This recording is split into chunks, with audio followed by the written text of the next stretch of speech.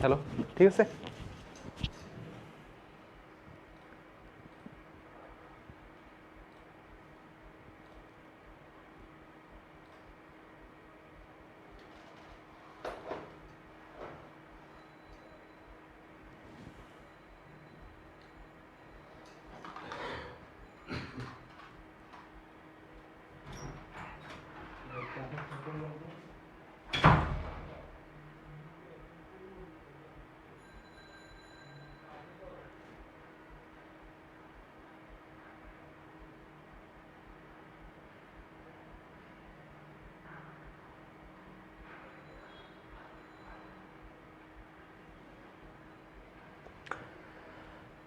আসসালামু আলাইকুম সবাইকে, আমার প্রাণপ্রিয় ছোট ভাই বোনেরা। আজকে সাধারণ গণিতের অন্যতম একটা গুরুত্বপূর্ণ চ্যাপ্টার খ বিভাগের, এবং আমি জানি যে তোমাদের কাছে একটা আতঙ্কের বিষয়, সেটা হচ্ছে কি এই বৃত্ত চ্যাপ্টার, তাই না? তোমাদের সবার কাছে একটা আতঙ্কের বিষয়, মোটামুটি এটা ইন জেনারেল একটা বিষয় আমি জানি। সো আজকে এই চ্যাপ্টারটা নিয়ে একটু আলোচনা করব, এবং মোটামুটি এখানে বেশ কিছু টাইপ নিয়েও আমরা আলোচনা করব আর কি। মানে এক কথায় যদি তোমাদেরকে আমি সহজভাবে বলি, এই বৃত্তের আমি এখানে যে কয়েকটা কোশ্চেন নিয়ে আলোচনা করব, তুমি ধরে নিতে পারো যে এই কোশ্চেনগুলো এক একটা টাইপের কোশ্চেন, ঠিক আছে?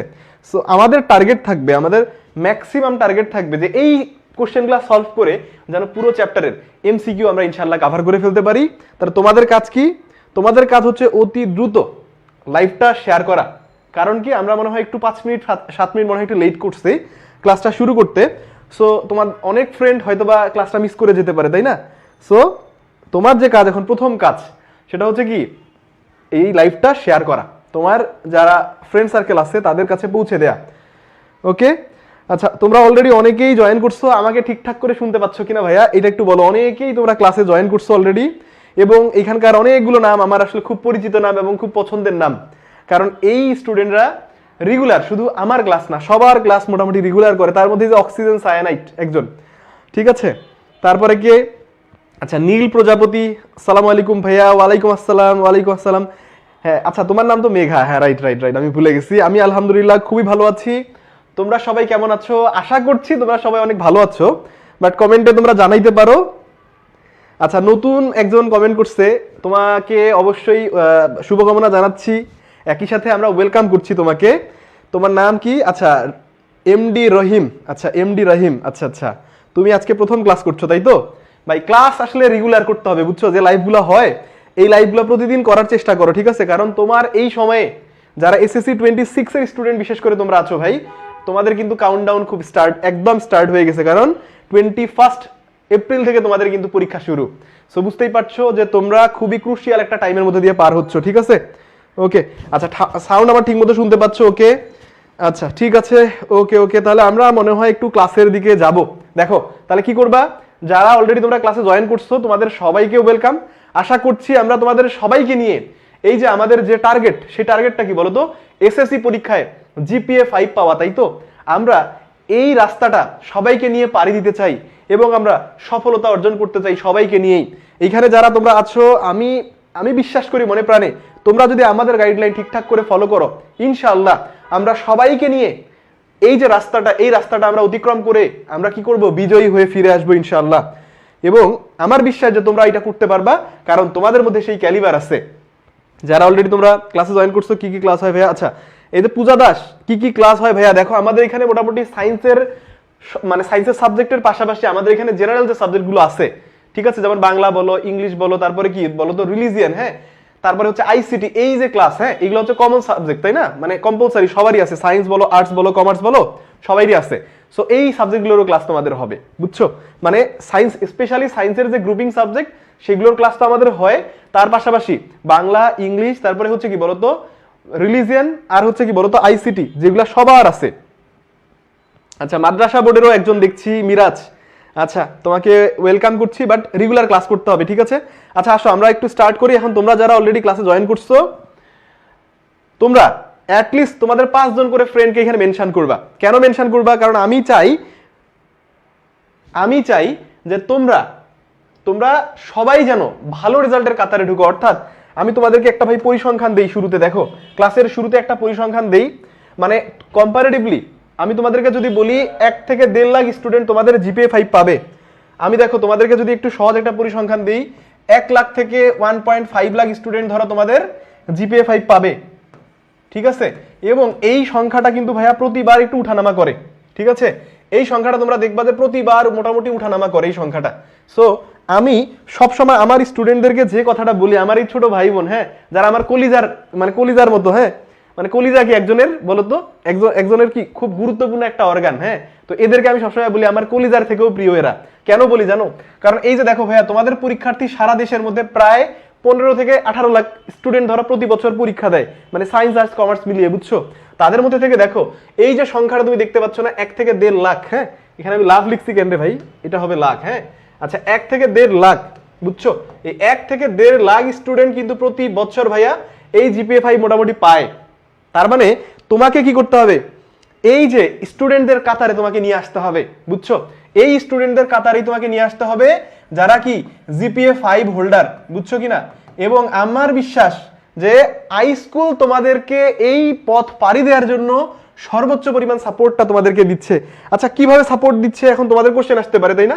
আচ্ছা শুরুতে তোমাদের অনেকেই জয়েন করতেছে ক্লাসে, সো আমি শুরুতে এটা একটু বলে দিই। দেখো এই যে দেখছো এফবিসি, এই কোর্সের মধ্যে তোমরা দেখতে পাচ্ছ যে এই এফবিসি কোর্স অর্থাৎ ফাইনাল বুস্টার কোর্স এসএসসি 26 ব্যাচের জন্য সম্পূর্ণ ফ্রিতে দিচ্ছে হাই স্কুল।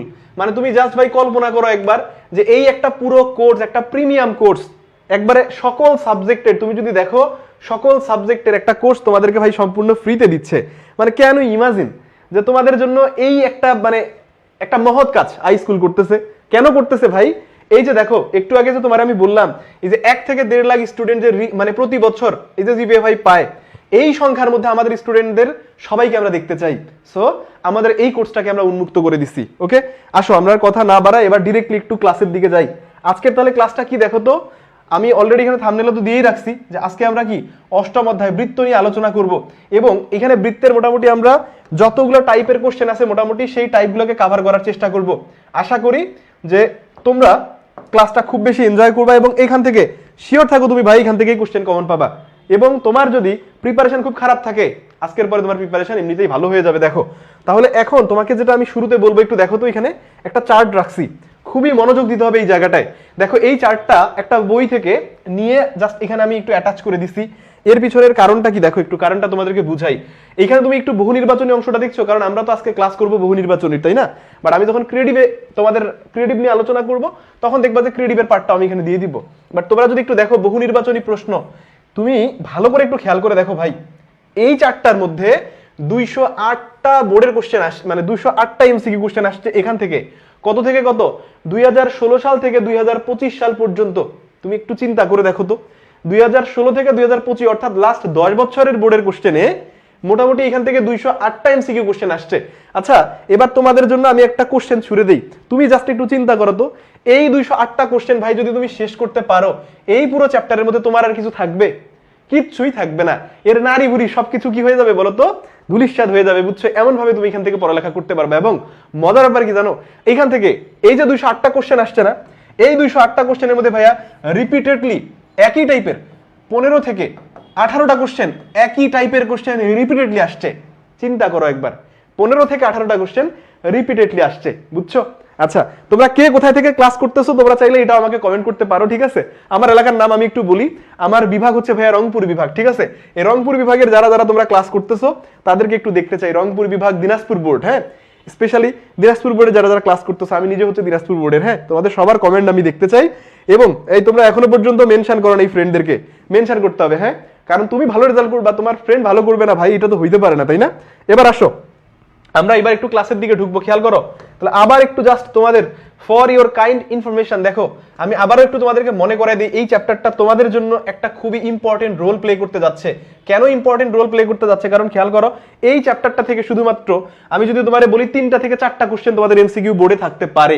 এবং আমি আজকে তোমাদের যে স্লাইডটা নিয়ে আলোচনা করব, এই স্লাইডগুলো নিয়ে মানে আমি তোমাদের সাথে মোটামুটি যে এমসিকিউ গুলো নিয়ে আলোচনা করব, তুমি দেখবা এইগুলা থেকেই মোটামুটি সবগুলো কোশ্চেন তোমার চলে আসছে।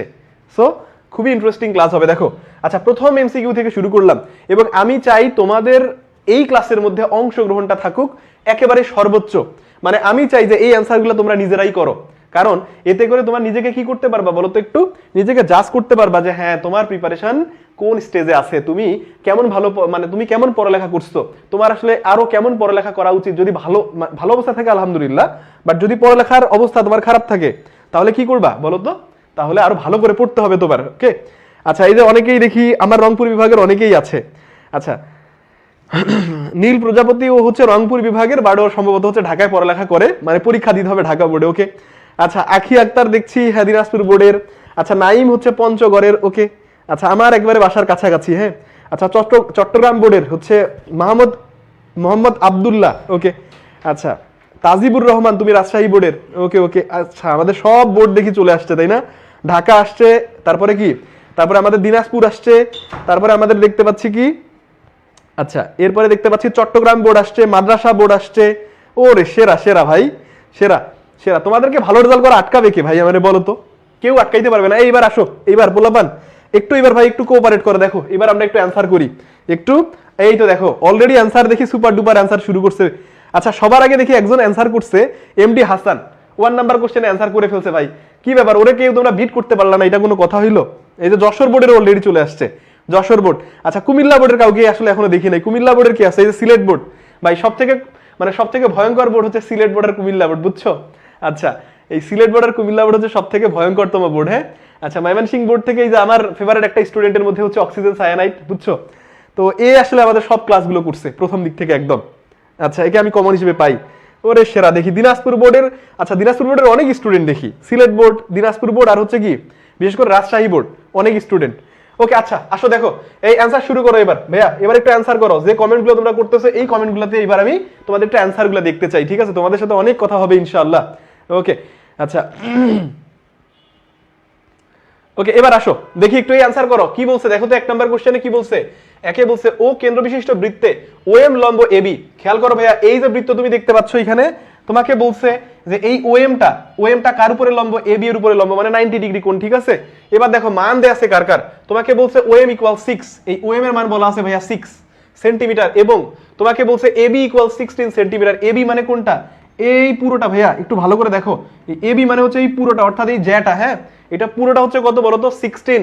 উপপাদ্য 17 এর কনসেপ্ট যদি তোমাদেরকে আমি বলি, উপপাদ্য 17 এর কনসেপ্ট অনুযায়ী বলতো এই বিন্দুটা কি হবে যখন কেন্দ্র থেকে কোনো জ্যায়ের উপরে তুমি লম্ব আঁকবা, অবশ্যই জ্যাটা হইতে হবে কি ব্যাস ভিন্ন জ্যা। হ্যাঁ, তাহলে সেই ক্ষেত্রে এই বিন্দুটা কি হবে বলতো? এর মধ্যবিন্দু হবে, তাই না? তাহলে আমারে বলো এইটা আর এইটা দুটো অংশ এম আর বিএম সমান হবে, তাহলে আমাকে বলো এবি এর মান যদি 16 হয় তাহলে এটা হবে 8, এটা 8। এন্ড তোমার এই কোশ্চেনের মধ্যে বলছে কি বলছে বলতো? কোশ্চেনের মধ্যে বলছে ওবি এর মান কত। আচ্ছা তোমাকে আমি যদি বলি ওবি, এই ওবিটা কে? এই ওবি কিন্তু তুমি দেখো বৃত্তের কি, বৃত্তের হচ্ছে ব্যাসার্ধ। আচ্ছা তুমি যে কোনো একটা ত্রিভুজকে চিন্তা করো তো, ধরো এই ত্রিভুজটা নিয়ে চিন্তা করো, এটা কি একটা সমকোণী ত্রিভুজ না?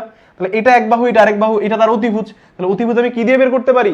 পিথাগোরাস। হ্যাঁ, তাহলে এই ওবি এর মান তুমি যদি পিথাগোরাস দিয়ে বের করা, এটা 8, এটা 6, তাহলে এটা কত হবে বলো তো? এটা হবে 10। কত হবে?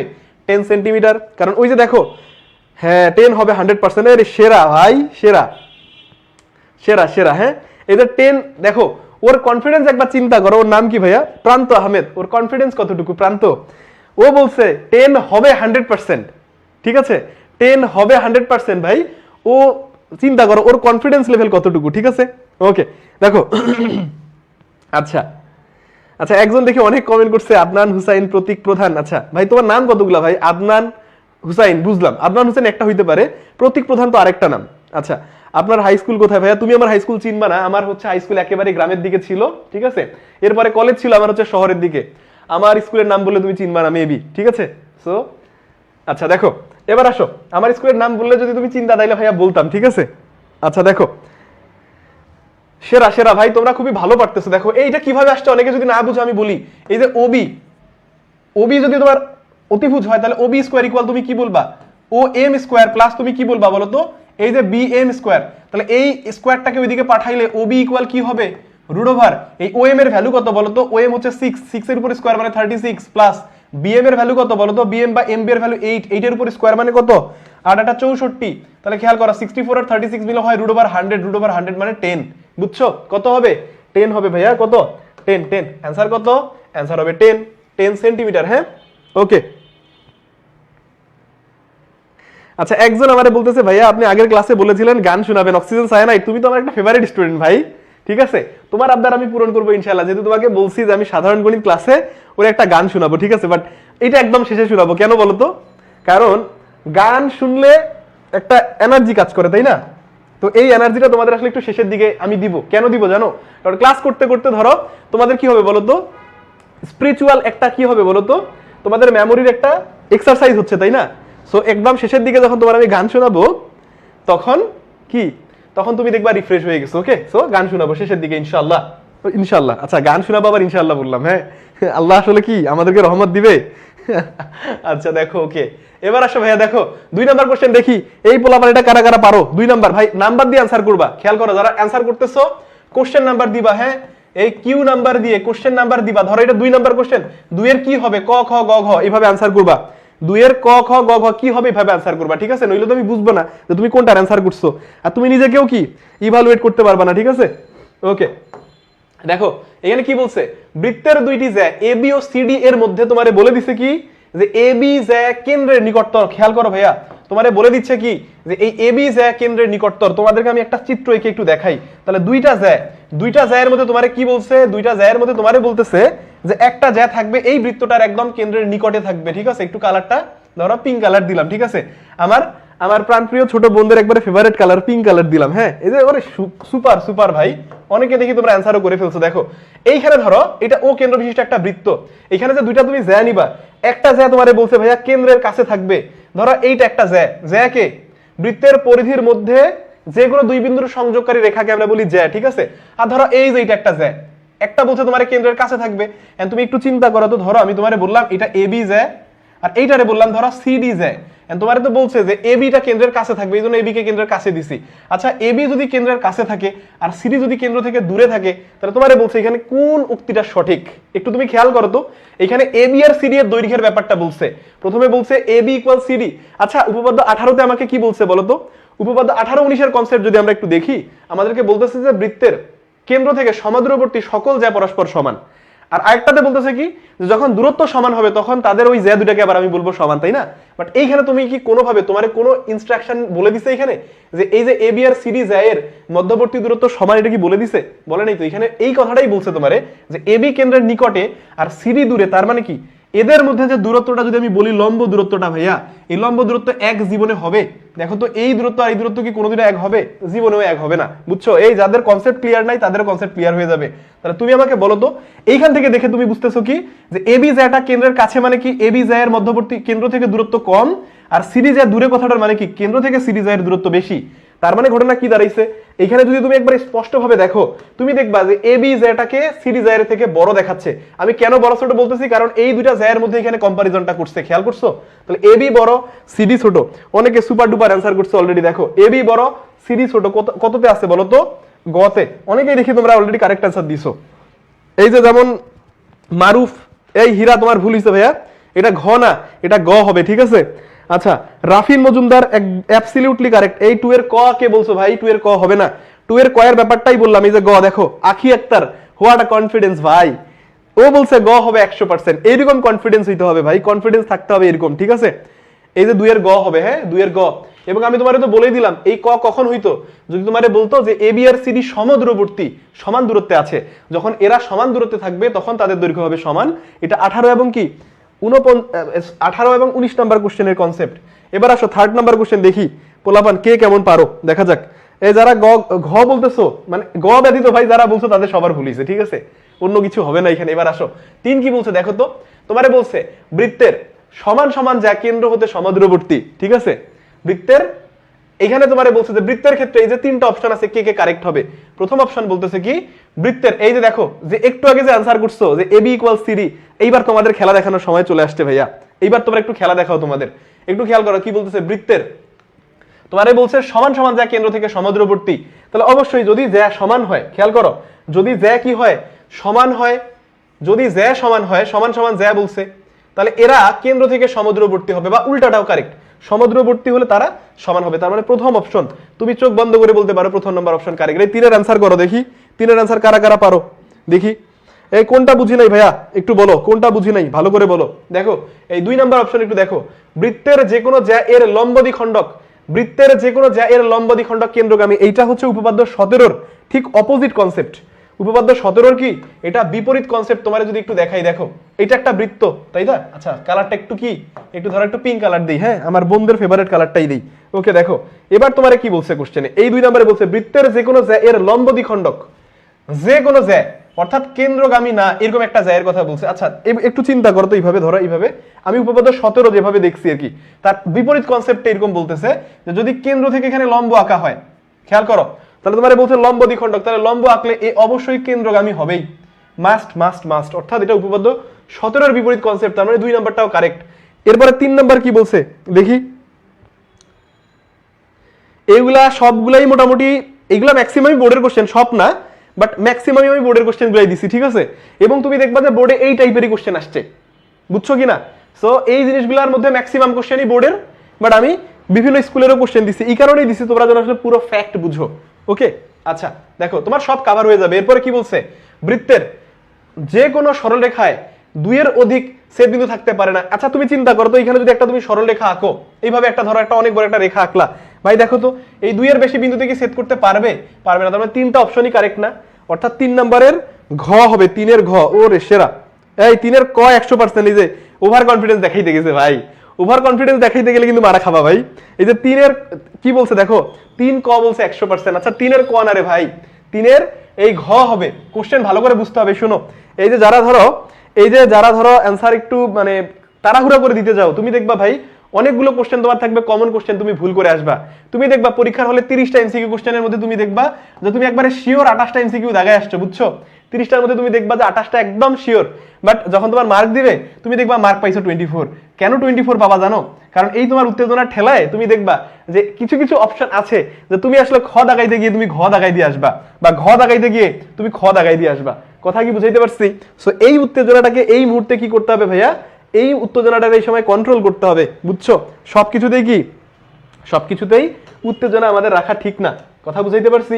সো আমাদেরকে এইটাতে অবশ্যই, একজন হয়তো বা ভুল করছে, বাট আমাদের সবাইকে কি করতে হবে, সবাইকে খুবই খুবই সাবধান থাকতে হবে এই জায়গাটায়, যেন আমাদের যেগুলা কোশ্চেন আমরা পারি সেই কোশ্চেনগুলো আমাদের ভুল করা যাবে না, বুঝছো? এবং এইখানে আমি মোটামুটি বেশ কয়েকটা ট্রিকি কোশ্চেন দিছি।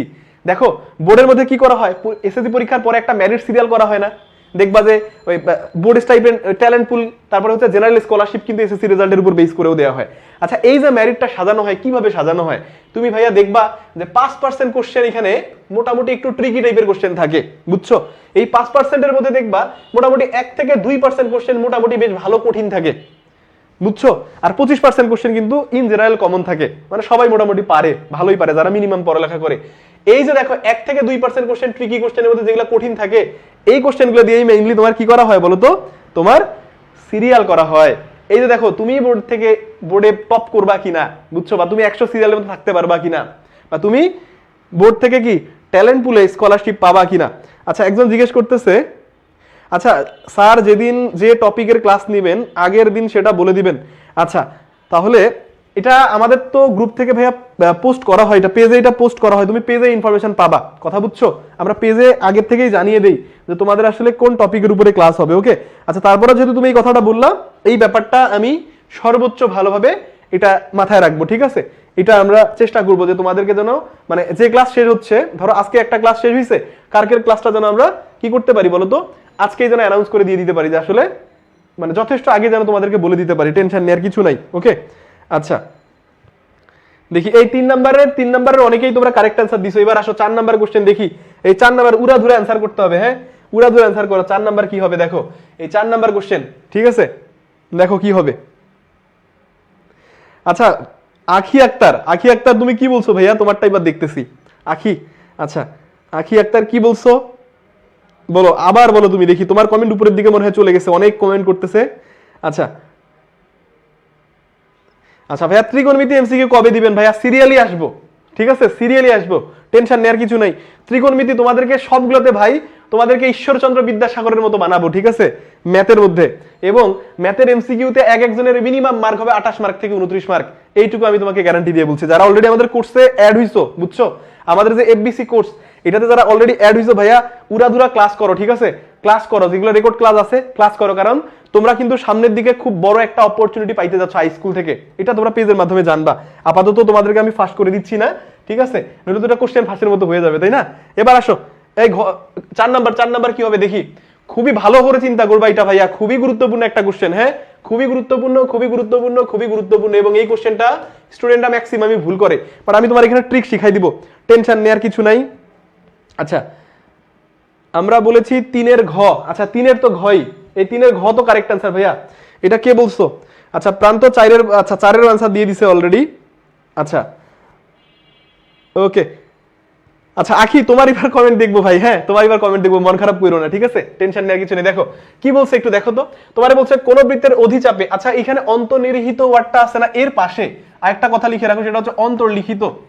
অন্তর্লিখিত, আচ্ছা অন্তর্লিখিত, হ্যাঁ আচ্ছা বানানটা অন্তর্লিখিত। হ্যাঁ,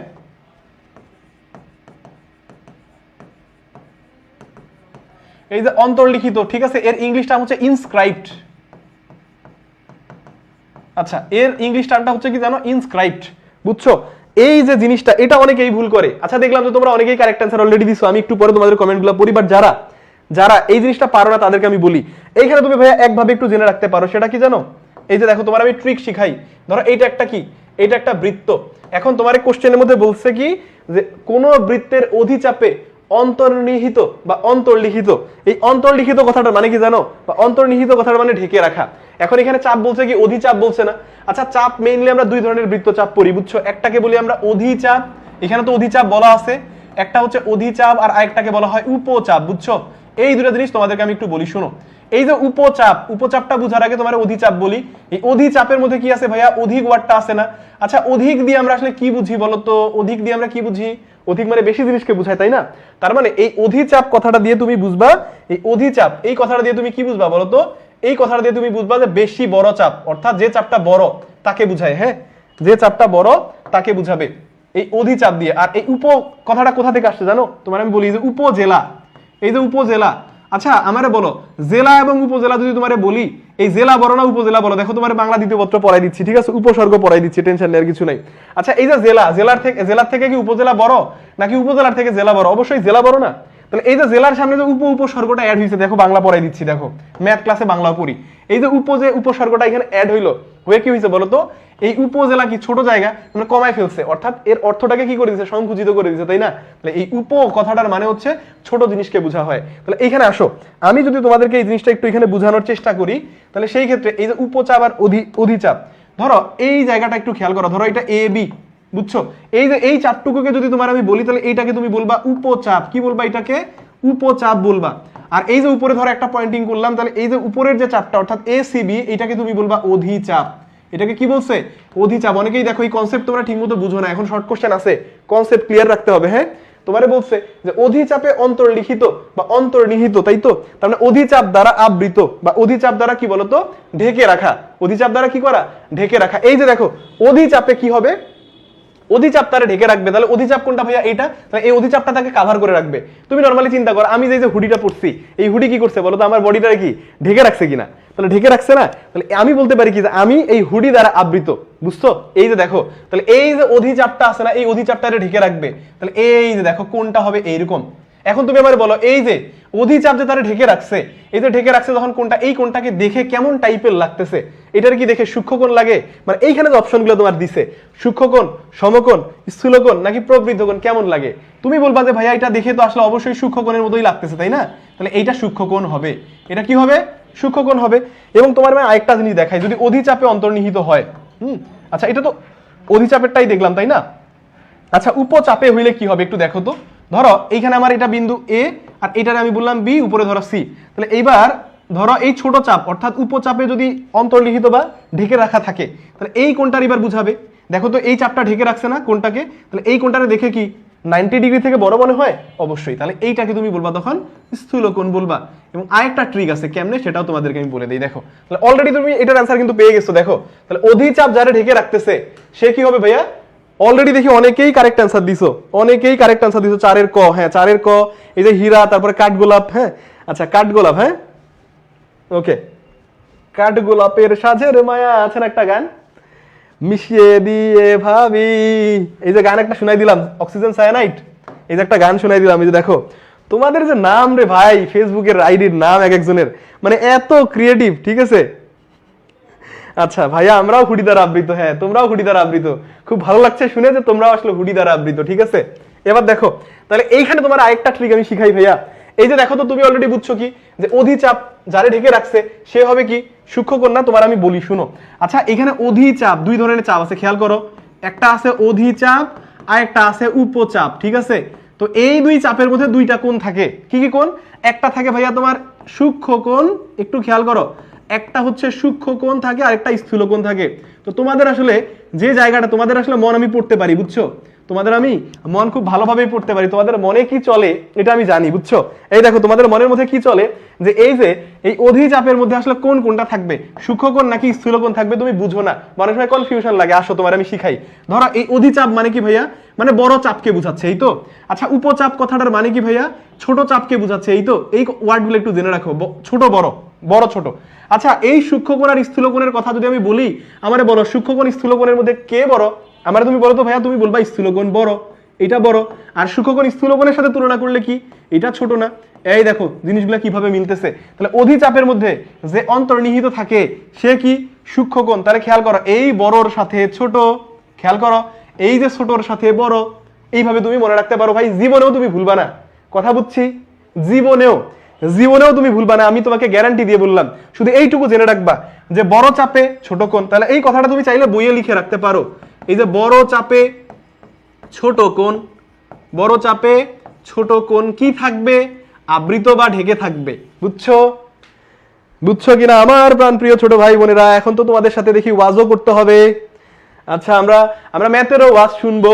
ঠিক আছে, টেনশন নেওয়ার কিছু নাই। তাহলে আসো, এই দেখো অধিচাপে, এই অধিচাপের মধ্যে অন্তর্লিখিত বা অন্তর্নিহিত কোণকে বলতেছি আমরা সূক্ষ্মকোণ। তাহলে আমারে বলো তো এবার উপচাপও আমি তোমারে পড়াই দিছি অলরেডি। তাহলে উপচাপের মধ্যে যে কোণ থাকবে, উপচাপ মানে ছোট চাপ, ছোট চাপে থাকবে বড় কোণ। কথা কি বুঝাইতে পারছি? আজকে ভাইয়া শুধু একটাই ক্লাস, ঠিক আছে? আজকে একটাই ক্লাস। এবার আসো 5 নাম্বার, 5 নাম্বার। এই দেখো পোলাপান, 5 নাম্বার। এইবার এই কোশ্চেনটা যে আনসার করতে পারবা, আমি বুঝবো যে তার মেমোরি একদম ঠান্ডা। ঠিক আছে? আচ্ছা, জান্নাতুল ফেরদাউস, আচ্ছা ফেরদাউস তোমার কমেন্ট আমি দেখে ফেলছি। তুমি কমেন্ট করার সাথে সাথেই তোমার কমেন্ট আমি দেখে ফেলছি। হ্যাঁ, তার মানে তুমি বোধহয় আগেও কমেন্ট করছিলা সম্ভবত, বাট তোমার কমেন্ট আমি দেখে ফেলছি। ঠিক আছে, জান্নাতুল ফেরদাউস, এই তোমার যেহেতু আমি কমেন্ট পড়ছি, এবার তুমি একটা কাজ করো, তোমার কোনো ফ্রেন্ড যদি এখানে থাকে খুবই ভালো, না থাকলে তুমি তাদেরকে এখানে ইনভাইটেশন দাও। ঠিক আছে, কারণ তুমি একা একা ক্লাস করবা, তারা তোমার সাথে জয়েন না করলে এটা ইনজাস্টিস হয়ে যাবে তাদের সাথে, বুঝছো? এই দেখো, এই কোশ্চেন নাম্বার দাও ভাই। আবারও বলি, অনেকে অ্যান্সার করতেছো কিন্তু কোশ্চেন নাম্বার নাই।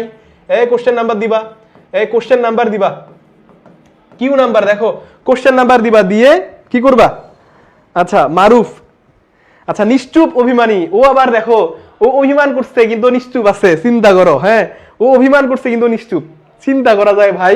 আচ্ছা ভাই, তুমি যেহেতু নিশ্চুপ, সমস্যা নাই, তুমি অভিমান করো, অভিমান করলে সমস্যা নাই। ঠিক আছে, নিশ্চুপ থাকলেই হয়েছে। এবার আসো, এই যে দেখো এইটাকে অ্যান্সার করতে পারবা, একটু দেখতে চাই আমি। এই যে অনেকেই অ্যান্সার করছো সঠিক, কিন্তু অনেকেই দেখি মাথা গরম। ঠিক আছে, এই মাথা গরম থাকলেই তো ঝামেলা। ঠিক আছে, মাথা গরম রাখা যাবে না ভাই, একবার রিল্যাক্সে অ্যান্সার দিতে হবে, রিল্যাক্স একদম।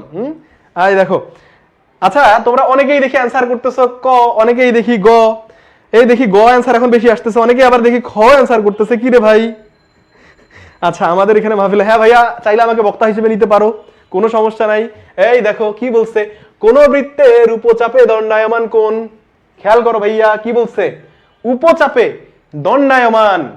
তুমি এই জায়গায় যারা, এই যে দেখো বয়স কম রক্ত গরম, এই দেখো তোমাদের যাদের বয়স কম রক্ত গরম, তারা কি করছো, এই যে উপচাপে তোমারে বলছে দণ্ডায়মান, কিন্তু তোমারে আমি একটু আগে কি পড়াইছি, তোমারে আমি পড়াইছি যে উপচাপ আর অধিচাপের মধ্যে অন্তর্নিহিত বা অন্তর্নিহিত। এই তুমি করছো কি, এই উপচাপের মধ্যে অন্তর্নিহিত বা অন্তর্লিখিত যখন তোমার আমি পড়াইছি, তুমি ভাই মেমোরির মধ্যে কি করছো, ওইটারে ধরে রাখছো ভাই। এখানে তোমারে বলছে দণ্ডায়মান উপচাপে, তোমারে বলে নাই যে উপচাপের মধ্যে অন্তর্নিহিত বা অন্তর্লিখিত, বুঝছো কিনা? তো তোমারে বলছে যে উপচাপের মধ্যে দণ্ডায়মান। উপচাপ মানে কোন চাপ ভাইয়া, বলো তো আমারে, উপচাপ মানে কোন চাপ? এই দেখো পিঙ্ক কালার দিলাম, আমার আপুরা যেহেতু বেশি কমেন্ট করতেছে, তো ওরা ক্লাসে অনেক বেশি কোঅপারেট করতেছে, সো আমি আমার ছোট বোনদের ফেভারিট কালার পিঙ্ক কালার, বুঝছো, এই পিঙ্ক কালার আমি দিচ্ছি। দেখো এবার দেখো, এই যে পিঙ্ক কালারের যে বৃত্তটা তুমি দেখছো, যার কেন্দ্র হচ্ছে লাল বর্ণের, রক্ত বর্ণের। ঠিক আছে, আচ্ছা একজন কমেন্ট করছে আমার এক ভাই, সে দেখি প্রচুর পরিমাণ রেগে গেছে। ভাই শুধু মেয়েদের কমেন্টে রিপ্লাই দিয়ে লাভ নাই। আচ্ছা ভাই, আমার আমার ছোট বোনরা, ঠিক আছে, ওরা অনেক কষ্ট করে অনেক বেশি কমেন্ট করতেছে রে ভাই, ওদের কমেন্টের আসলে রিপ্লাই না দিলে হবে? ঠিক আছে, এই রাফিন রাফিন মজুমদার, ঠিক আছে ভাই, নিজের মানসিকতার পরিবর্তন করতে হবে, ঠিক আছে, রেজাল্ট ভালো করতে চাইলে মানসিকতা পরিবর্তন করতে হবে। এই যে দেখো তন্ময়, ঠিক আছে, সারা বছর ক্লাস করে নাই ভাই, এখন আপনার লাইভ ক্লাসে আসছে। এই যে এই কমেন্টটা একটা গুরুত্বপূর্ণ কমেন্ট বলছে যে ক্লাস সারা বছর করে নাই কিন্তু এখন আসছে লাইভ ক্লাস করতে, তাদেরই দরকার এখানে। কারণ এই যে যারা কিচ্ছু পড়ে নাই ভাই, এদেরকে ভালো রেজাল্ট করাইতে পারলে আমাদের কি একটা মানসিক তৃপ্তি থাকবে যে না এই পোলাগুলারে আমরা গাইডলাইন দিয়ে ভালো করাইতে পারছি, ঠিক আছে। এই কোনটা পার্পল ভাই? এটা পার্পল আসলে? এটা আসলে তুমি পার্পল দেখলেও আমার এখানে ভাই পিঙ্ক কালার দেখাচ্ছে। আচ্ছা আমার কালার ব্লাইন্ডও থাকতে পারে, ঠিক আছে, আমি ধরে নিতেছি এটা পার্পল কালার। ওকে, এবার আসো, এই যে তোমারে বলছে এখানে, এবার দেখো তোমারে বলছে কি উপচাপ, কি বলছে ভাইয়া উপচাপ। তাহলে ধরো এই যে এবি চাপটাকে আমি যে মার্কিং করলাম এটা উপচাপ, তোমারে বলছে এই চাপে দণ্ডায়মান, নট অন্তর্লিখিত, ঠিক আছে। আচ্ছা আচ্ছা, এই রাফিন ভাই তুই কি শুনতে চাচ্ছিস ভাই, তুই আমারে বল, তোর আমি তাই বলবো, ঠিক আছে। রাফিন ভাই আমার, তুই যা শুনতে চাস তুই বল, তোরে আমি তাই শোনাবো, ঠিক আছে। ওকে, এবার দেখো ভাইয়া, এই যে দেখো এটা কি, এটারে তুমি বলবা উপচাপ, তাই না? তোমারে বলছে ভাইয়া উপচাপে দণ্ডায়মান কোণ, নট অন্তর্লিখিত। এই চাপের মধ্যে ভাই দাঁড়ায় আছে, বা আমাদের গ্রাম অঞ্চলে বলে কি যে এই উপচাপের মধ্যে দাঁড়ায় আছে।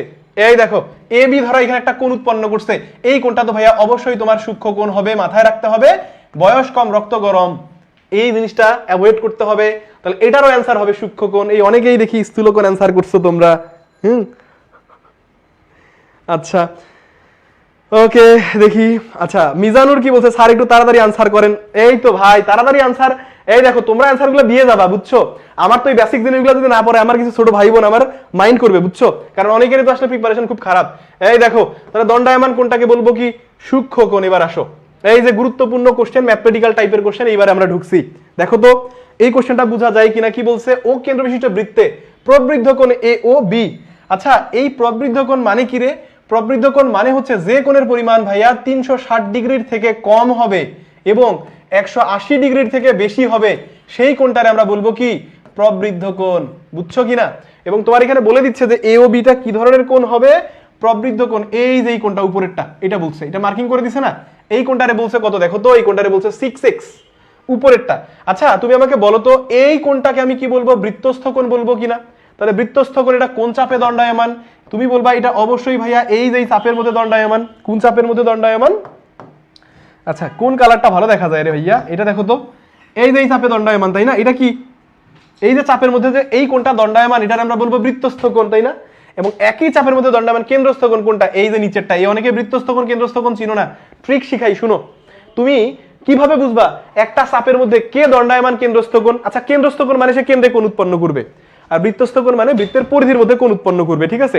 এই ধরো তুমি বুঝতেছো না যে এই কোণটা, এই যে খেয়াল করো সি বিন্দুতে যে কোণটা উৎপন্ন করছে এই কোণ চাপে আছে, তোমার আমি ট্রিক শিখাই। দেখো তুমি কি করবা জানো, এই কোণটা থেকে জাস্ট পরিধি দিকে আসবা, মানে ঠিক কোণের নিচের দিকেই থাকে চাপ।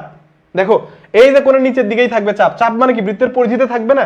তাহলে এই কোণ কোন চাপে দণ্ডায়মান যদি বুঝতে প্রবলেম হয় তাহলে তুমি ডাইরেক্টলি কি করবা, এই কোণ থেকে নিচের দিকে বৃত্তের পরিধির উপরে চলে আসবা। তাহলে এই চাপের মধ্যে দণ্ডায়মান কোণ হচ্ছে এই এসিবি, এটাকে এই জন্য আমরা বলি বৃত্তস্থ কোণ। কথা বুঝাইতে পারছি?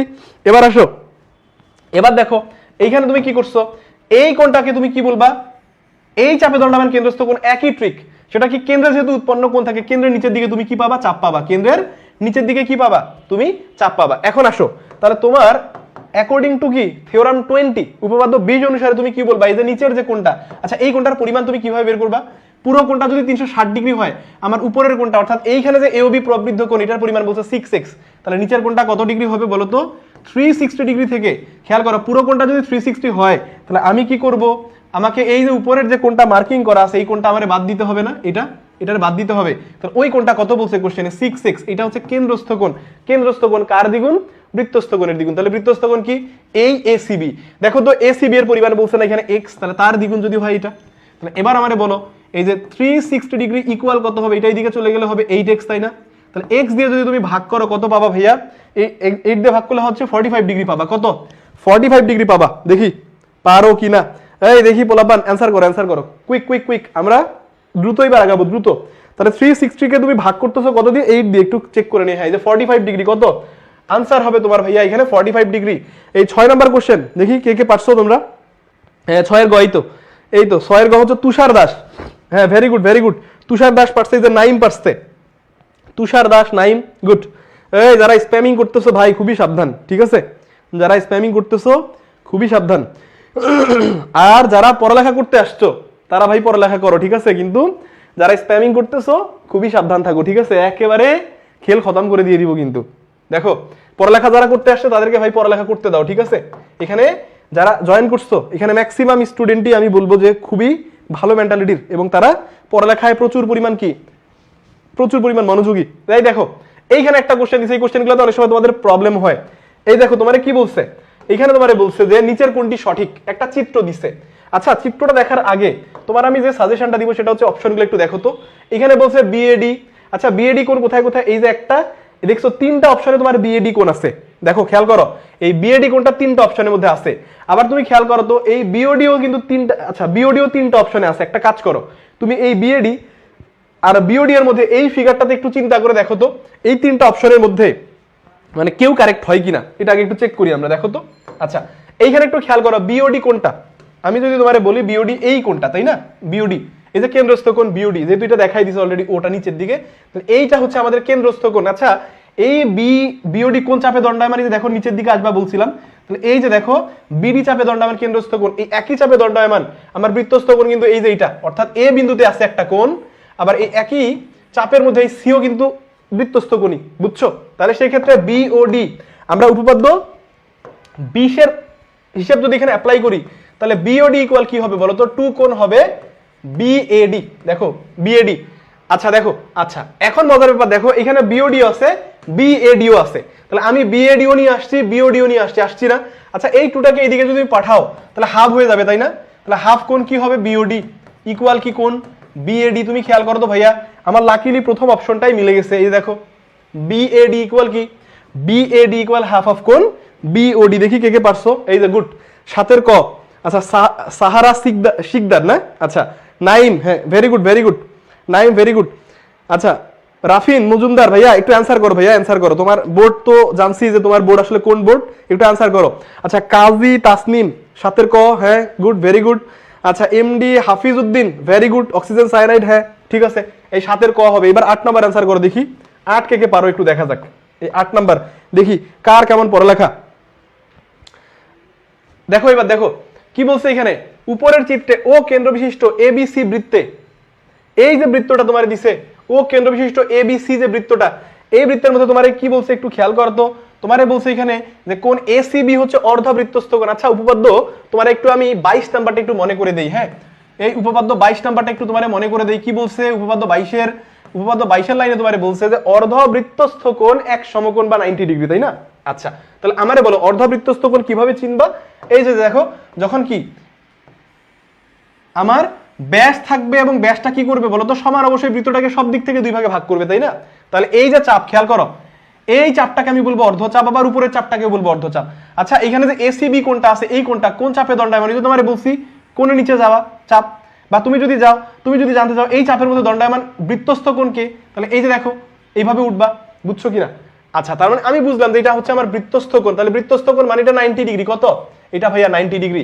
এবার তোমার আবার বলে দিছে কি, এখানে খেয়াল করো তো বলে দিছে যে এবিসি ইকুয়াল 30 ডিগ্রি, এবিসি অর্থাৎ এই কোণটা দেখো তো এবিসি মানে এই কোণটাও তোমারে বলে দিছে 30 ডিগ্রি। আচ্ছা এই 90 ডিগ্রি এ যদি হয় 30 ডিগ্রি, তাহলে আমরা তো 3 করে সমষ্টি কত জানি 180 ডিগ্রি। দেখি অনেকে অ্যান্সার করে ফেলছো অলরেডি, 8 এর কত, হ্যাঁ অলরেডি অনেকে অ্যান্সার করে ফেলছো, থ্যাংক ইউ যারা অ্যান্সার করছো। দেখো মিলাও, এই যে দেখো তাহলে এটা যদি হয় 30 ডিগ্রি তাহলে এই কোণটা আর কত বেঁচে যায়, এটা বেঁচে যায় 60 ডিগ্রি। কেন, কারণ ত্রিভুজের 3 কোণের সমষ্টি 180 না, এই তো।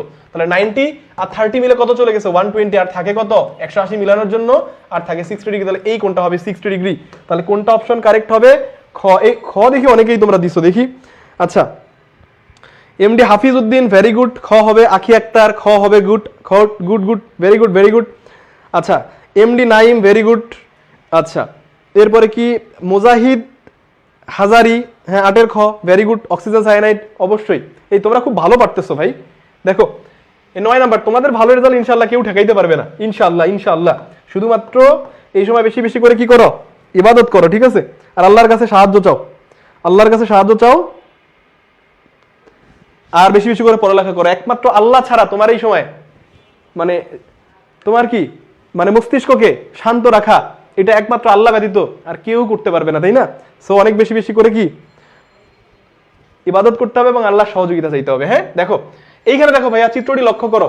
আচ্ছা এইখানে মনে হয় অপশনটা একটু কাছাকাছি চলে আসছে। এটা হচ্ছে 2 নাম্বার অপশন, এটা 1 নাম্বার অপশন, এটা 3 নাম্বার। হ্যাঁ, একটু কাছাকাছি চলে আসছে অপশনগুলো, একটু দেখো, বুঝতে হয়তো তোমাদের প্রবলেম হইতে পারে, এই জন্য গোল করে দিলাম।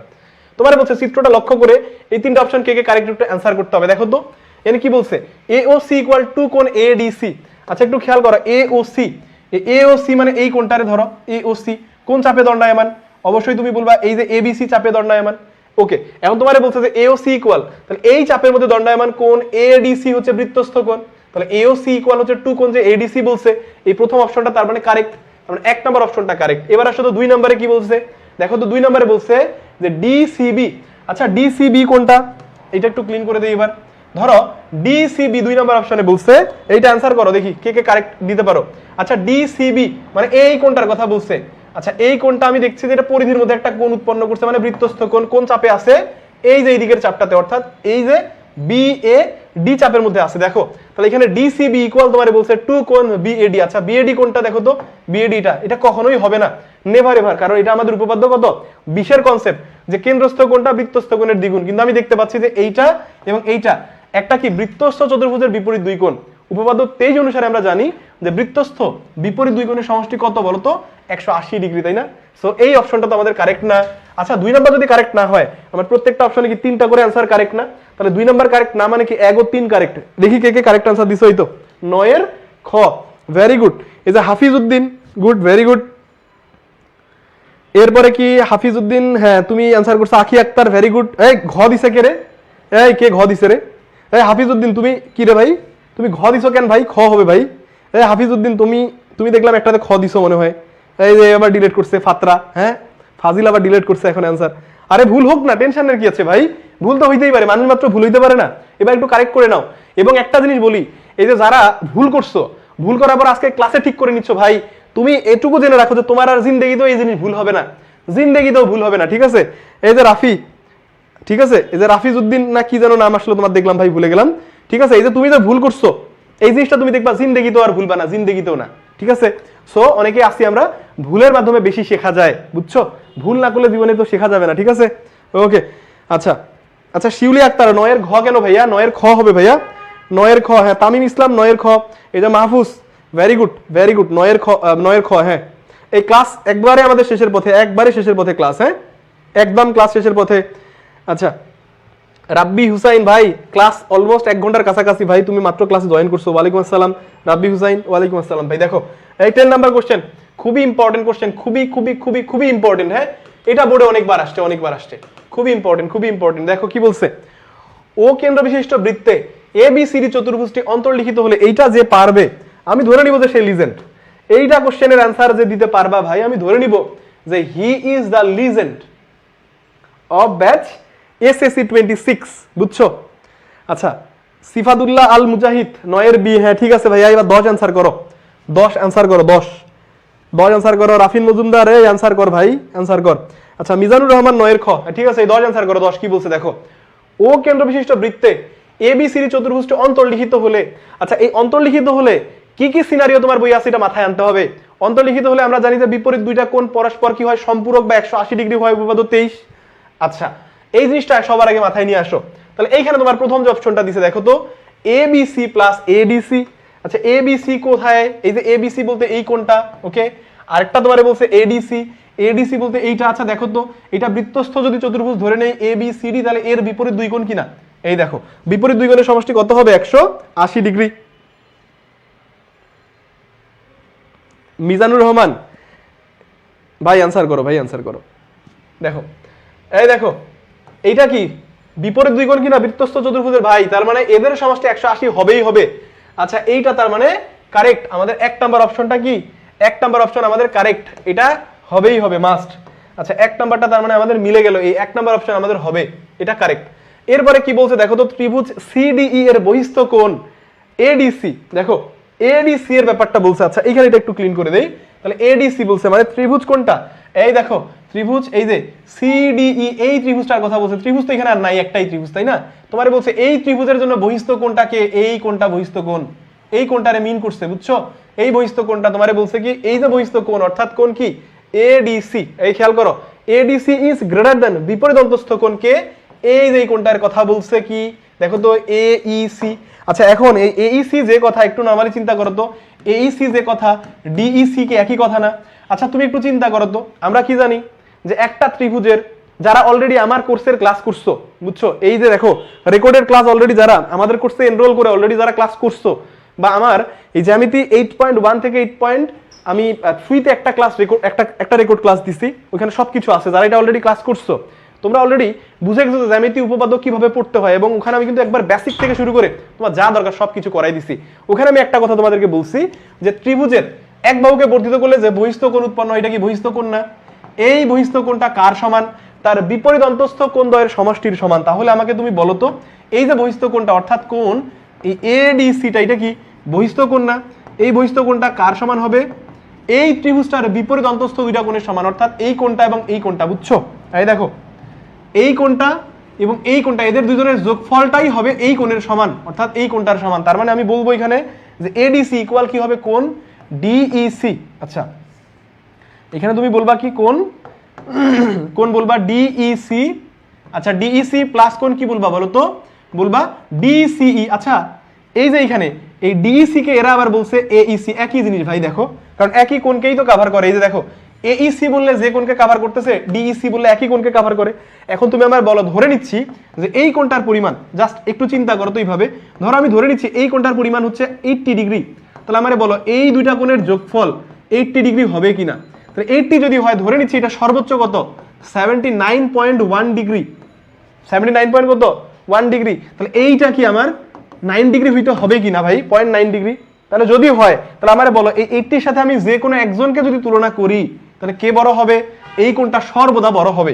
এই জন্য এখানে বলছে যে এডিসি ইজ গ্রেটার দেন বিপরীত অন্তস্থ কোণ এইসি, অর্থাৎ এই এডিসিটা এইসি এর থেকেও বড় হবে, ডিসি এর থেকেও বড় হবে। একবারে ভাই, একবারে মিনিমাম বেসিক থেকেও তোমারে পড়ায় দেওয়ার চেষ্টা করলাম, মানে 2 নাম্বারটাও কারেক্ট, বুঝছো? 2 নাম্বারটাও কারেক্ট। এবার আসো, এই যে খেলাটা এখানে লাগছে, এই যে দেখো অলরেডি অনেকেই দেখি ভুল আনসার দিতেছো তোমরা, এই আনসারটা অলরেডি ভুল দিতেছো। খেয়াল করো, এইটা উপপাদ্য 24 এর কনসেপ্ট। এই যে দেখো এইখানকার যে 3 নাম্বার অপশনটা আছে, এইটা উপপাদ্য 24 এর কনসেপ্ট। উপপাদ্য কত? 24 এর কনসেপ্ট। উপপাদ্য কত? 24 এর কনসেপ্ট। যারা উপপাদ্য 24 এর কনসেপ্ট পড়ছো ভালো করে, ওই যে তোমারে বলছে যে বৃত্তের বিপরীত দুই কোণ যদি পরস্পর সম্পূরক হয়, তাহলে কি হবে বলো তো? তাদের শীর্ষগুলো হবে সমবৃত্ত, তাই না? এই হিসেবে এই 3 নাম্বার অপশনটাও কারেক্ট হবে। কারণ একটু ভাইয়া উপপাদ্য একটু 24 নাম্বারটা একটু মনে করো তো, এটা কত নাম্বার? এটা হচ্ছে 10 নাম্বার কোশ্চেন, 10 অ্যান্সার করো। দেখো উপপাদ্য 24টা একটু মনে করার চেষ্টা করো। এরকম আমাদের চিত্র একটা ছিল, যেই চিত্রে আমরা কি করছি, আমরা কিন্তু এই যে ই বিন্দুটা আর ডি বিন্দুটা যে আলাদা কোনো বিন্দু না, আমরা এটাই কিন্তু প্রমাণ করছি। একটু খেয়াল করো, এই যে ই বিন্দুটা আর ডি বিন্দুটা যে দুইটা একই বিন্দু এবং একই জায়গায় যে তারা পতিত হবে, এটা কিন্তু আমরা উপপাদ্য 24-এ প্রমাণ করছি, বুঝছো? সো এখানকার 3টা অপশনই কারেক্ট হবে। যারা এই আবেগের ঠেলায় বলতেছো 1 আর 2, তারা কিন্তু ভুলটা করছো, বুঝছো? এই যে দেখো, এই যে কনফিডেন্স দেখো 1000। আচ্ছা কি বলছে, মানে ঘ যে 1000% হবে নাহিদ মিয়া, তার কনফিডেন্স নট অনলি 100 ভাই, তার কনফিডেন্স 1000%। হ্যাঁ আচ্ছা এরপরটাতে যাই, দেখো 11তে কি বলছে? 7 সেন্টিমিটার ও 5 সেন্টিমিটার ব্যাসার্ধের খুবই গুরুত্বপূর্ণ কোশ্চেন, খুবই খুবই খুবই ইম্পর্টেন্ট। হ্যাঁ এটা কি খুবই গুরুত্বপূর্ণ একটা কোশ্চেন, এবং তোমার আমি এখানে একটু ট্রিকটা বলে দিই, শোনো। এইখানে তুমি দেখবা এই যে ব্যাসার্ধের কথাই বলছি দুইটি, তাই না? মানে যে মেজারমেন্টগুলো দেয়া আছে, যে দেখো 7 সেন্টিমিটার আর 5 সেন্টিমিটার, এগুলো কি ব্যাসার্ধ, কিন্তু কোশ্চেনে কখনো কখনো ব্যাসার্ধ না থেকে ব্যাস থাকতে পারে। ধরো একটা বৃত্তের ব্যাস দেয়া আর একটা ব্যাসার্ধ দেয়া আছে। আবার কি হইতে পারে জানো? এইখানে সেন্টিমিটারের জায়গায় একটাতে সেন্টিমিটার থাকবে, একটাতে হয়তো মিটার থাকবে।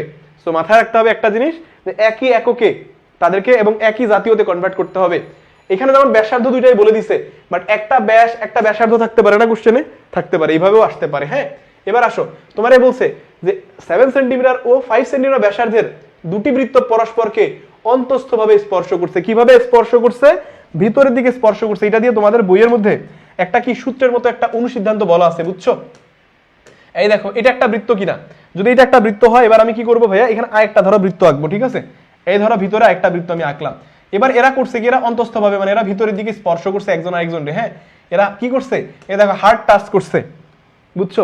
হৃদয়কে টাচ করে গেছে। হ্যাঁ কারণ তোমাদের কি তোমাদের হৃদয়ে টাচ করে যায় না এরকম? তোমাদের বন্ধু বান্ধব আছে না? আছে না বন্ধু বান্ধব এরকম? সোনামোনা আছে তো? আচ্ছা, এই যে সোনামোনা তোমাদের যে হৃদয় আসলে টাচ করে যায়, এভাবেও ধরো এরে কি করছে, এর হৃদয়ে টাচ করে গেছে, বুঝছো? এখানে কি করছে, এই যে হৃদয়ে টাচ করে গেছে, তোমারে বলছে এখন এই দুই কেন্দ্রের মধ্যবর্তী দূরত্ব কত, বুঝছো? তাহলে একটু যদি নর্মালি তুমি চিন্তা করে দেখো, তুমি বুঝে ফেলবা কিভাবে। এইখান থেকে পুরো দূরত্ব, মানে আমার এই যে বড় যে বৃত্তটা আছে তার ব্যাসার্ধ হচ্ছে এইখান থেকে এই পুরোটা। এবং আমি যদি খেয়াল করে দেখি এইখানে, তুমি দেখবা এইটুকু হচ্ছে আমার কি ছোটটার ব্যাসার্ধ, তাহলে এইটুকু আমি বাদ দিয়ে দিলে তাদের দুইটা কেন্দ্রের মধ্যবর্তী দূরত্ব পাবো না। অর্থাৎ বড় বৃত্তের ব্যাসার্ধ থেকে ছোট বৃত্তের ব্যাসার্ধ আমরা মাইনাস করতে হবে এইখানে। হ্যাঁ, তাহলে আমার বলো তো বড় বৃত্তের ব্যাসার্ধ কত? বড় বৃত্তের ব্যাসার্ধ হচ্ছে 7 সেন্টিমিটার। তাহলে 7 থেকে আমাকে মাইনাস করতে হবে কত? ছোট বৃত্তের ব্যাসার্ধ। 7 থেকে 5 মাইনাস করলে হবে 2, অর্থাৎ 2 সেন্টিমিটার হবে আমাদের অ্যান্সার। ক নাম্বার অ্যান্সার হবে কারেক্ট। এই তো 11 ক। আচ্ছা, হীরা আক্তার তোমার অ্যান্সার দেখছি ভাইয়া, এই মাত্র দেখলাম তোমার অ্যান্সার। কোথায় তুমি অ্যান্সার করছো, কোথায়? হীরা আক্তার। আচ্ছা, আফিয়া ইসলাম, হ্যাঁ 11 ক, ভেরি গুড। আচ্ছা, ফজল রাব্বি, ফাইজলামি না? ফাইজলামি, হ্যাঁ। আচ্ছা, কে আছে কে নাই জান পাখি, এটা আমরা জানি। হ্যাঁ, তো পড়ালেখায় মনোযোগ দিতে হবে। এখন যেই থাকুক ভাই, মানে জীবনে তোমার মানে মানে তোমার উপস্থিতিতে বা তোমার অনুপস্থিতিতে তোমার জীবনে অতিরিক্ত কোনো মানুষ যদি থেকে থাকে, সেই মানুষটা আপাতত একটু হৃদয়ের একটা সাইডে চিপার মধ্যে সরায় রাখতে হবে, বুঝছো? এই যে চিপার মধ্যে যে সরায় রাখবা, ঠিক আছে, এই চিপার মধ্যে সরায় রাখলে কি হবে বলো তো? তুমি খুব ভালো পড়ালেখা করতে পারবা, ঠিক আছে? কারণ চিপার মধ্যে রাখলে সে নড়াচড়া করতে পারবে না, নড়াচড়া করলেও কি তোমার হৃদয় কোনো সাপোর্ট দিবে না, তোমার হৃদয় বুঝতে পারবে না, কথা বুঝছো? ওকে, সিফাতুল্লাহ কি অ্যান্সার দিছো ভাইয়া? দেখি তোমার অ্যান্সার কোথায়। হ্যাঁ, এই correct correct, Sifatullah answer correct ভাই, অ্যান্সার কারেক্ট তোমার। হাবিবা, আচ্ছা হাবিব হোসেন, আচ্ছা Habib Hossain correct answer, correct answer. আচ্ছা, শিউলি আক্তার কারেক্ট। মারুফ, সিএইচ ওয়াই কি ভাই তোমার নাম? মানে সিএইচ ওয়াই তে কি?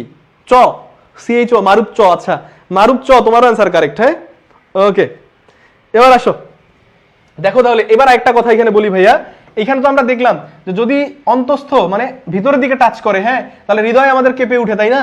দেখো ভিতরের দিকে টাচ করলে কি হয়, আমাদের হৃদয়টা কেঁপে উঠে, তাই না? হাহাকার করে, ঠিক আছে, হৃদয়ের ভিতরে কি করে, হাহাকার করে। এবার ধরো যদি বাইরের দিকে টাচ করে, তাইলে কি ঘটনাটা ঘটবে একটু দেখো তো, খেয়াল করো তো।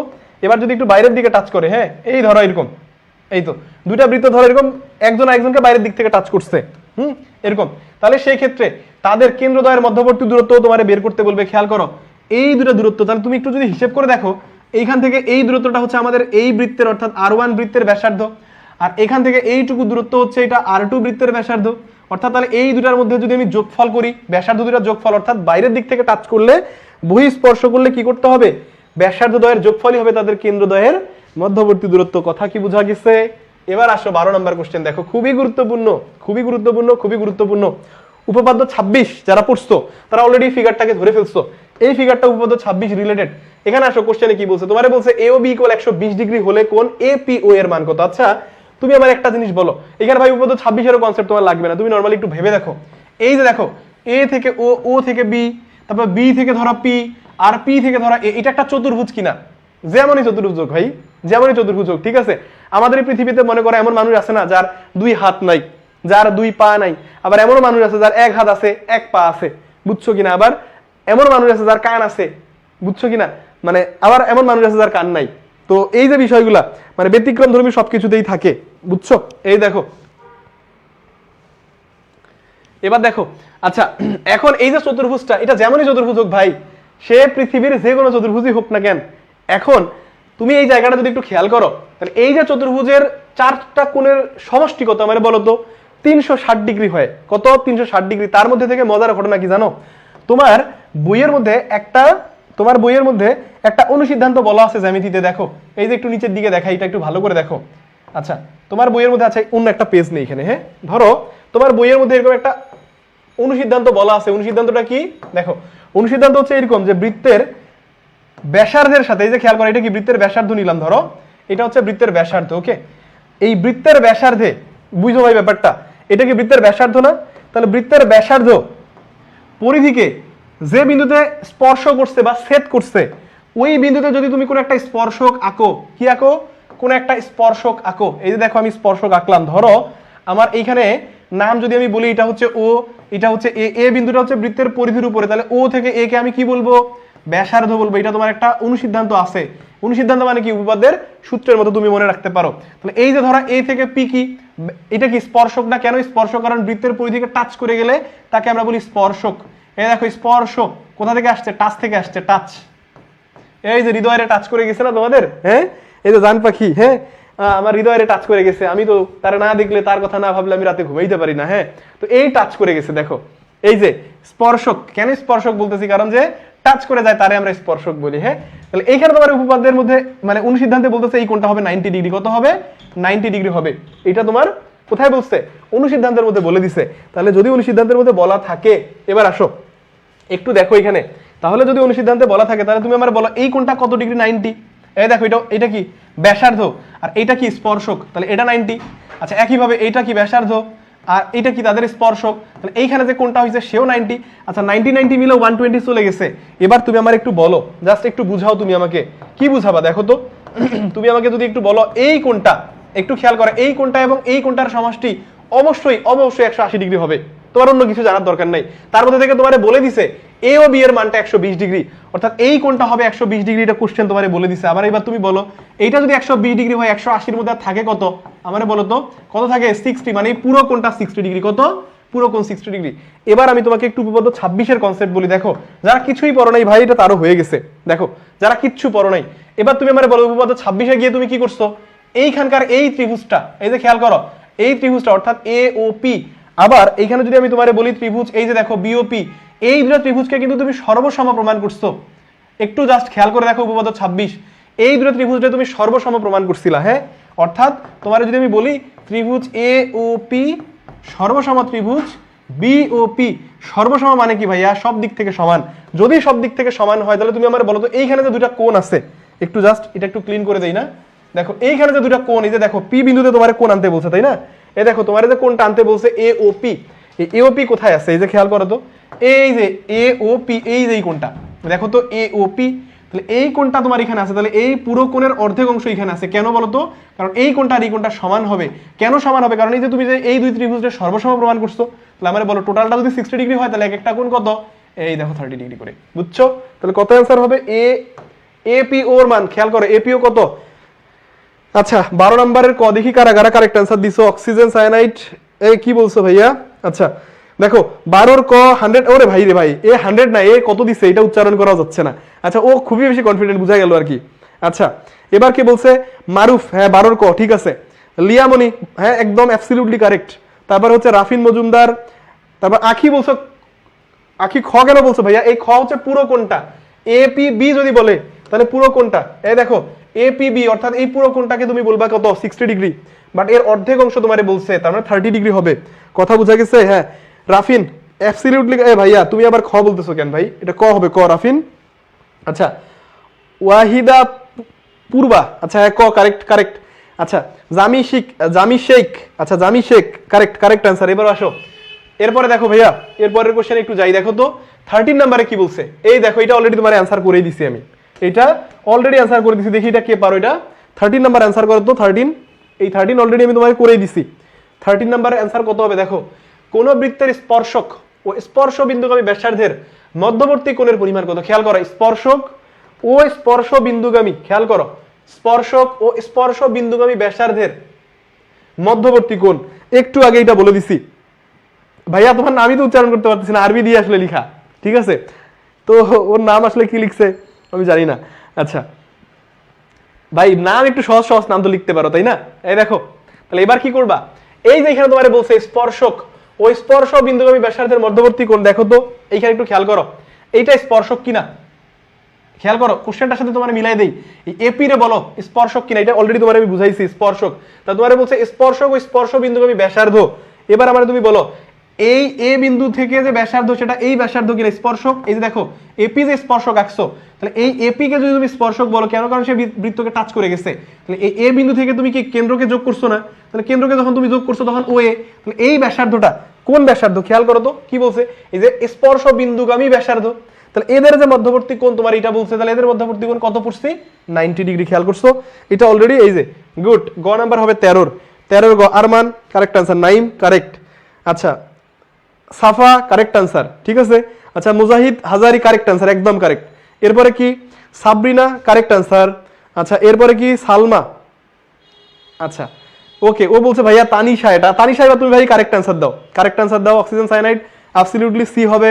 হীরা, হ্যাঁ 90 ডিগ্রি ঠিক আছে। ফারুক একবারে অ্যাবসলিউটলি কারেক্ট ভাই, ও যে পার্সেন্টেজ দিছে এখানে না হওয়ার কোনো চান্স নাই, ঠিক আছে। 13 গ ঠিক আছে। মৌসুমী সরকার একদম কারেক্ট।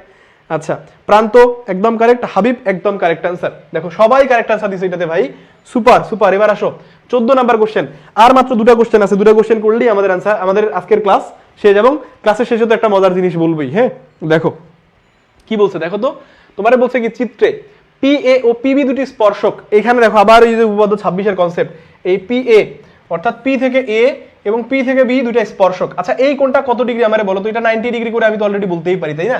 আচ্ছা দুটি স্পর্শক হলে তোমারে বলছে ও ইকুয়াল ওবি। আচ্ছা এই যে ও এ আর এই যে ওবি এরা কি ইকুয়াল হবে না, একটু খেয়াল করো তো, এরা ইকুয়াল হবে কিনা। অবশ্যই ইকুয়াল, কেন, ব্যাসার্ধ, বৃত্তের ব্যাসার্ধ তো ইকুয়াল হয়, তাহলে অবশ্যই 1 নাম্বার অপশন আমাদের কারেক্ট। এই 1 নাম্বারটা কি হবে, কারেক্ট আনসার। ওকে দেখি এটা আনসার করো,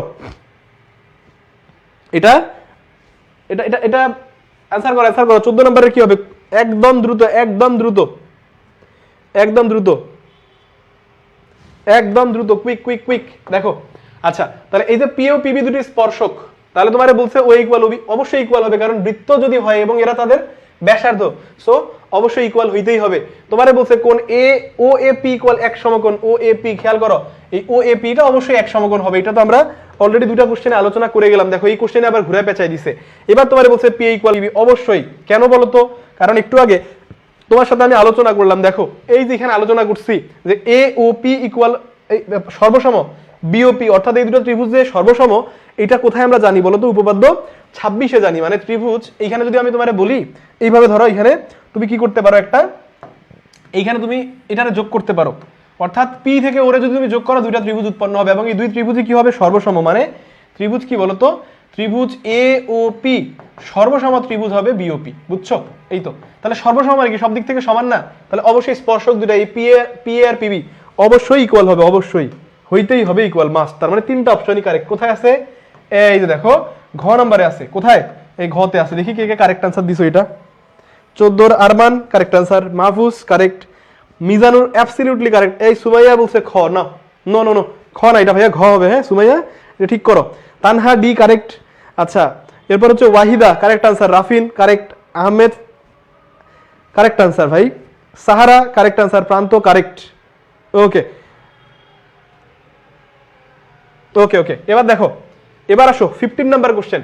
দেখো একেবারে সহজ একটা কোশ্চেন, দেখি পড়ালেখা তোমরা করো কিনা, এটা দিয়ে বোঝা যাবে যে তোমরা পড়ালেখা করো কিনা। কি বলছে, একটি ত্রিভুজের কয়টি বহির্বৃত্ত আঁকা সম্ভব।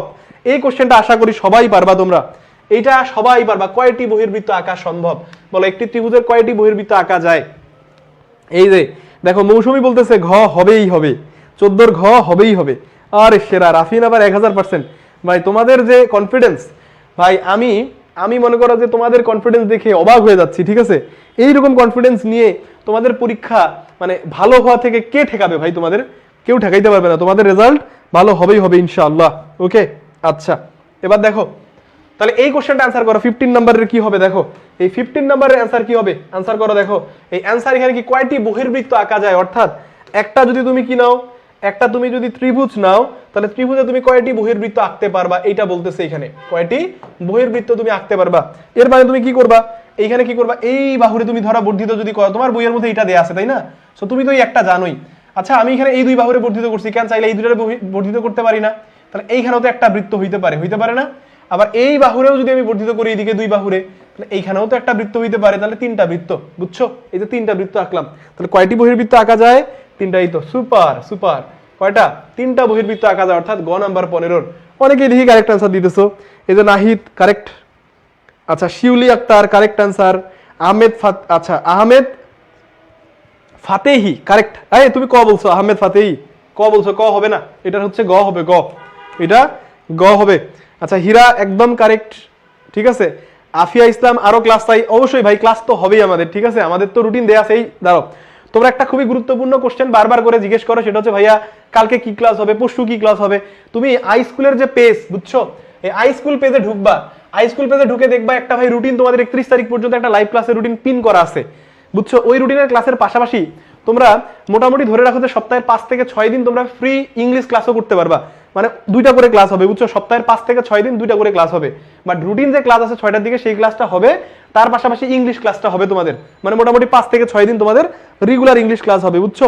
এই তো গুড, এটার গ নাম্বার অপশন কারেক্ট। হ্যাঁ, আরে সুপার মাহফুজ, দেখি অনেক অ্যান্সার করছো। আচ্ছা, ওয়াহিদা পূর্বা, হ্যাঁ correct answer. Oxygen cyanide, C correct answer.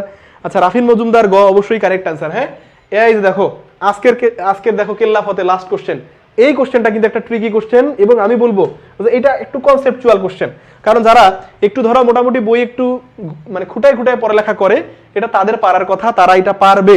এই কারণেই পারবে কারণ এটা কিন্তু একটু এই ভিতরে চিপা চাপার কোশ্চেন বা একটু কনসেপচুয়াল কোশ্চেন। মানে এই জিনিসটা তুমি ধরো মানে যে স্যারের কাছে পড়ো, ওই স্যার যদি তোমার আসলে ক্লিয়ার করে না দেয়, তাহলে আলটিমেটলি তোমার কাছে কোনোদিনও ক্লিয়ার হওয়ার কথা না, বিকজ এটা ডিরেক্টলি তোমার বইয়ে বলা নেই, স্পেশালি এসএসসি 26। কেন নাই জানো? কারণ হায়ার ম্যাথের মধ্যে এই পরিকেন্দ্র নিয়ে কথাবার্তা বলা আছে, ভর কেন্দ্র নিয়ে কথা বলা আছে, তারপরে কি লম্ব বিন্দু নিয়ে কথা বলা আছে, বুঝছো? সো এই সব কিছু তোমাদের কিন্তু কি নাই বলতো, তোমাদের কিন্তু জেনারেল ম্যাথের মধ্যে নাই, এবং হায়ার ম্যাথে যেহেতু তোমাদের কি এই চ্যাপ্টার মানে যে চ্যাপ্টারের মধ্যে এই কথাগুলো আছে চ্যাপ্টার 3, এটা যেহেতু 26 ব্যাচের সিলেবাসের মধ্যে নাই, সো এগুলো তোমাদের জানারও কথা না। বাট যারা 27 ব্যাচ 28 ব্যাচ আছে, তারা কিন্তু কি তারা মোটামুটি তোমার এই কনসেপ্ট অর্থাৎ এই পরিকেন্দ্রের ব্যাপারটা বা ওই যে লম্ব বিন্দুর কথা বললাম বা ভর কেন্দ্রের কথা বললাম, এই জিনিসটা তারা আসলে জানে। বাট আমি তোমাদেরকে এটা জানাই দিব, সমস্যা নেই। কি বলছে? সমবাহু ত্রিভুজের পরিকেন্দ্র। আচ্ছা, আমাকে একটু বলো তো ভাইয়া, পরিকেন্দ্র এটা অ্যান্সার করো যারা যারা পারবা। 16 নাম্বার, দেখি কারা কারা পারবা। এটা যারা পারবা তার জন্য ভাই স্পেশাল গিফট থাকবে। এটা যে পারবা তার জন্য স্পেশাল গিফট থাকবে, বাট কনফিডেন্টলি পারতে হবে। দেখো, আমি ধরে নিচ্ছি যে এটা একটা সমবাহু ত্রিভুজ, বুঝছো? এটা একটা কি সমবাহু ত্রিভুজ। আচ্ছা আফিয়া, কি কি ক্লাস করাবো ভাইয়া? তুমি যদি সায়েন্সের স্টুডেন্ট হয়ে থাকো, তাহলে সায়েন্সের তোমার যতগুলো সাবজেক্ট আছে সবগুলো ক্লাস, মানে সবগুলো ক্লাস তুমি লাইভ পাবা, বুঝছো? সবগুলো লাইভ ক্লাসই তুমি পাবা, তুমি যদি সায়েন্সের স্টুডেন্ট হও। আর যদি আর্টস কমার্সের স্টুডেন্ট হও, তাহলে তুমি জেনারেল, যেমন সাধারণ গণিত পাবা, বাংলা পাবা, ইংলিশ পাবা, রিলিজিয়ান পাবা, আইসিটি পাবা, বুঝছো? এই ক্লাসগুলো তো তুমি পাবা। তার পাশাপাশি আমাদের সায়েন্সের গ্রুপিং সাবজেক্টগুলোর ক্লাস আপাতত ফ্রি ক্লাস হচ্ছে, কথা বুঝছো? ওকে, এবার আসো দেখি এই যে পরিকেন্দ্র, দেখি এই অনেকেই দেখি সুপার ভাই, অনেকেই দেখি কারেক্ট অ্যান্সার দিতেছো এটা দেখি। আচ্ছা, এই পরিকেন্দ্র আমাকে বলো, পরিকেন্দ্র কিভাবে আসে বলো তো? যখন একটা ত্রিভুজকে আমরা তার বাহুগুলোর সমাদ্বিখণ্ডক এঁকে ফেলি, একটা ত্রিভুজের যখন কি করি বাহুগুলোর সমাদ্বিখণ্ডক এঁকে ফেলি, ধরো এই বাহুর সমাদ্বিখণ্ডক আমরা আঁকছি, বুঝছো? এবার ধরো আমি কি করছি, এসি বাহুর সমাদ্বিখণ্ডক আঁকছি, তাহলে এই যে দেখো দুইটা সমাদ্বিখণ্ডক কি করছে, এইখানে এসে একটা বিন্দুতে এসে মিলিত হয়েছে কিনা? মিলিত হয়েছে না? ইভেন তো তুমি ভাইয়া যদি বিসি এর সমাদ্বিখণ্ডক আঁকো, তুমি দেখবা এই বিন্দু দিয়েই যাবে সেই সমাদ্বিখণ্ডকটা। কথা কি বুঝাইতে পারছি? তুমি দেখবা বিসি এর সমাদ্বিখণ্ডক আঁকলে এই বিন্দু দিয়েই যাবে, অর্থাৎ কোন একটা ত্রিভুজের বাহুগুলোর সমাদ্বিখণ্ডক যে বিন্দুতে মিলিত হয়, ওই বিন্দুটাকে আমরা বলি কি পরিকেন্দ্র। তাহলে একটু লিখে দেই, হ্যাঁ, বাহুগুলোর সমাদ্বিখণ্ডক, এটা একটু লিখে দেই কারণ এই কনসেপ্টটা তোমাদের একটু লাগবে। বাহুগুলোর সমাদ্বিখণ্ডক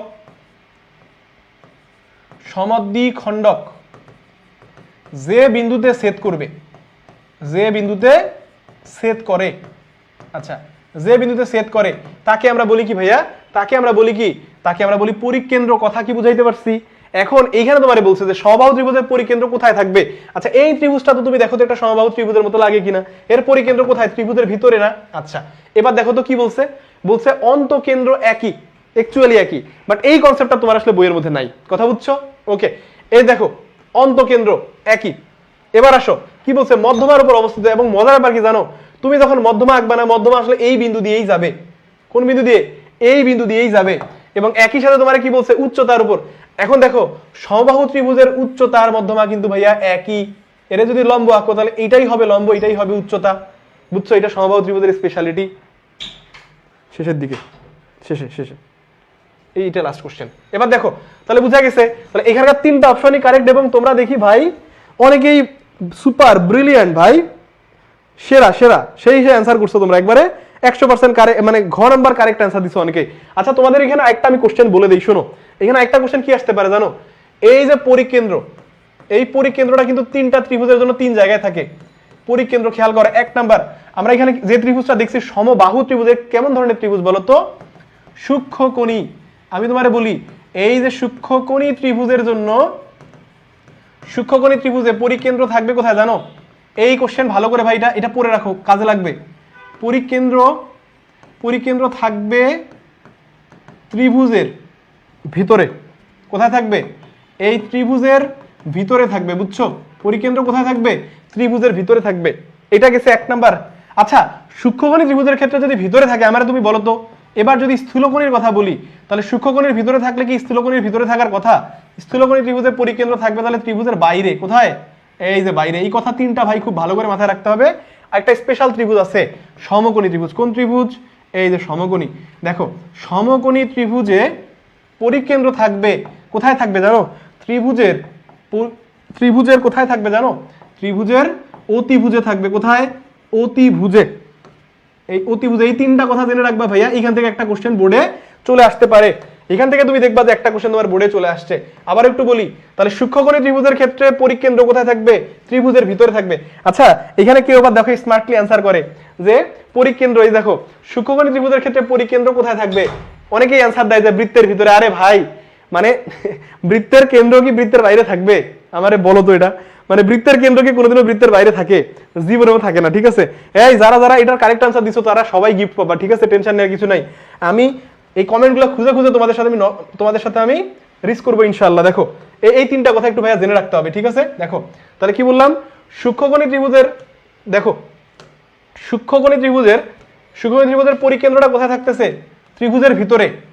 স্থূলকোণীর ক্ষেত্রে যেহেতু সূক্ষ্মকোণীর ভিতরে থাকে, স্থূলকোণী বাইরে থাকবে। আর এই সমকোণীটা একটু মাথায় রাখবা, এটা কোথায়? অতিভুজের উপরে থাকবে। অতিভুজে। কোথায় থাকবে? অতিভুজে, অর্থাৎ অতিভুজের উপরে থাকবে। আচ্ছা, এখানে তোমরা মনে রাখতে পারো একটু ইজিলি, কিভাবে জানো? কারণ এই সূক্ষ্মকোণী ত্রিভুজ দিয়ে তোমার বইয়ে একটা চিত্র আছে না? তাহলে তুমি তো সূক্ষ্মকোণী তো বুঝতেই পারতেছো, পরিকেন্দ্র কোথায় থাকবে? ভিতরে। তাহলে তোমাকে শুধু একটা জিনিস মাথায় রাখতে হবে, সেটা হচ্ছে কি, এই অতিভুজের উপরে যে থাকে সমকোণীর জন্য এটা। কেন একটা মনে রাখতে হবে? কারণ সূক্ষ্মকোণীর জন্য যদি ভিতরে হয়, স্থূলকোণীর জন্য বাইরে হবে, বুঝছো? এই হচ্ছে that's all from the class, বুঝছো?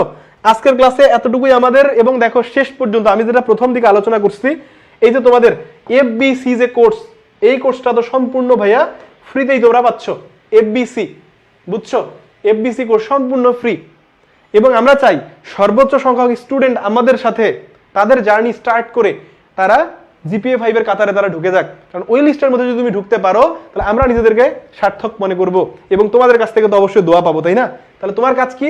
অতি দ্রুত আমাদের পেজে নক করো, রেজিস্ট্রেশন লিংক নাও, রেজিস্ট্রেশন করো, করে কোর্সের ক্লাস করো, ঠিক আছে? আচ্ছা, এই হচ্ছে টোটাল আমাদের আলোচনা, ঠিক আছে? আচ্ছা, আজকে অনেক লেট হয়ে গেছে অলরেডি ক্লাসের। তাহলে সবাই ভালো থাকো, সুস্থ থাকো এবং আমাদের সবার জন্য দোয়া করবো অবশ্যই, এবং তোমাদের সবার জন্য শুভকামনা থাকলো। আল্লাহ হাফেজ।